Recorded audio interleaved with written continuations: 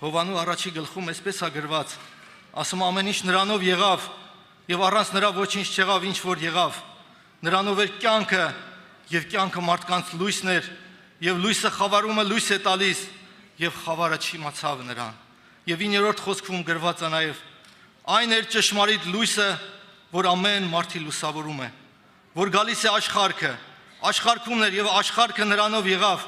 եւ աշխարհքը նրան չճանաչեց։ Իրեններին մեջ եկավ եւ իրենները նրան չընդունեցին, բայց որոնք որ նրան ընդունեցին, իշխանություն տվավ նրանց Աստծո որդիներ լինելու, նրանց որ նրա անունին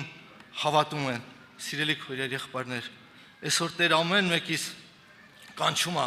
եւ այստեղ նաեւ Հովանու 5-րդ գլուխ 11-րդ խոսքում այսպես ասում. եւ սա է վկայությունը, որ Աստված հավիտենական կյանք տվավ մեզ եւ այս կյանքը նրա որդու մեջ է, ով որ որդուն ունի, նա կյանք ունի եւ ով որ Աստծո որդուն չունի, նա կյանք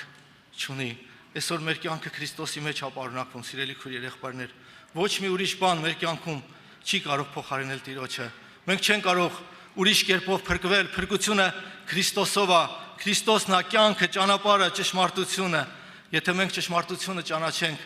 ապա մենք կփրկվենք, մենք իրան կգանք, իրան կդառնանք եւ մենք չենք մնա խավարի մեջ, սիրելի քույրեր, եղբայրներ։